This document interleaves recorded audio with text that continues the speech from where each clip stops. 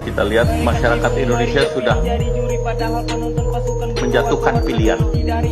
Pilihannya adalah keberlanjutan. Tentu kalau keberlanjutan, berbagai program yang dicanangkan pemerintah akan dilanjutkan, termasuk dalam kebijakan PPN.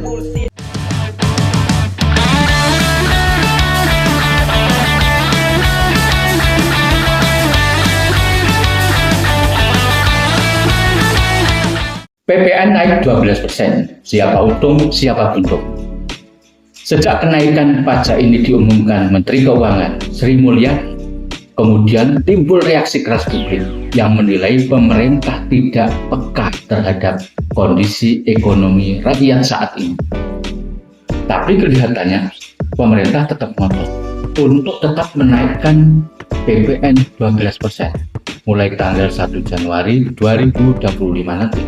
Salah satu alasan pemerintah adalah Undang-Undang Nomor 7 Tahun 2021 tentang harmonisasi peraturan perpajakan.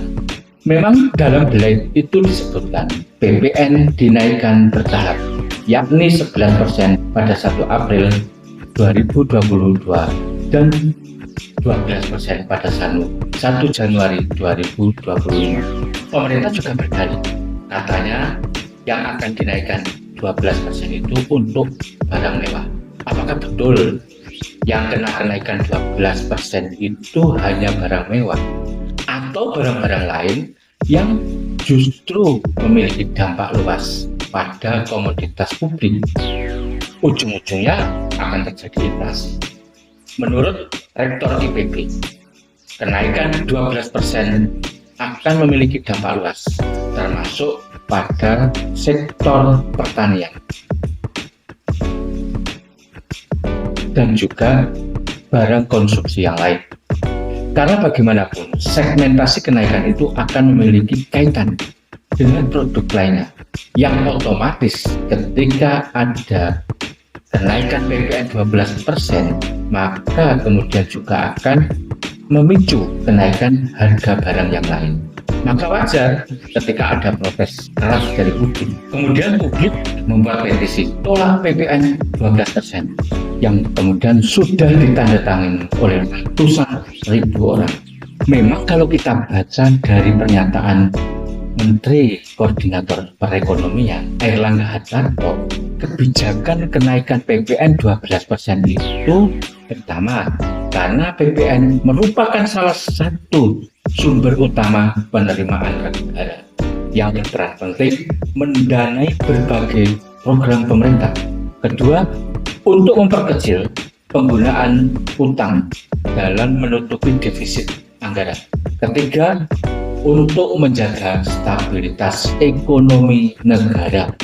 Maka kami juga responsif dengan pernyataan Ketua Umum PBNU Kiai Haji Yahya Khalil Stakuf beberapa waktu yang lalu yang menilai masyarakat untuk mendengar penjelasan pemerintah soal PPN 12% itu. Tapi setelah kita lihat dari pernyataan Menteri Perekonomian Airlangga Hartarto tadi, saya pikir penjelasan pembuka dari pemerintah sudah ada soal alasan-alasan kenapa kemudian ada PPN 12%. Tapi masalahnya, apakah pemerintah juga mau mendengarkan jeritan rakyat?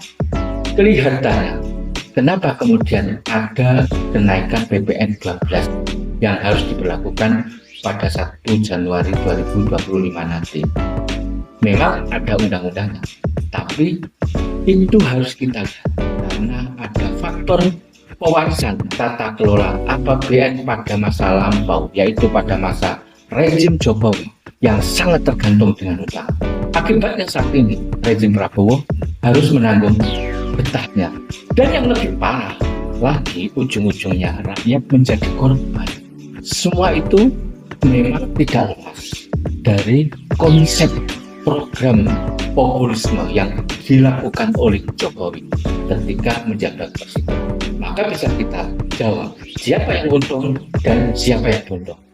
Yang untung jelas Jokowi karena sudah menikmati fasilitas itu, kemudian mampu melakukan satu proses politisasi untuk kepentingan dinastinya. Sedangkan yang buntung Salah satunya adalah Presiden Prabowo, karena harus menanggung akibat dari semua kebijakan masa lalu. Dan yang lebih parah lagi, yang paling buntung adalah rakyat. Karena suka tidak suka, ujung-ujungnya rakyat harus menanggung beban utang dan keuangan negara yang waktu dulu itu digunakan untuk program-program populisme Presiden Jokowi.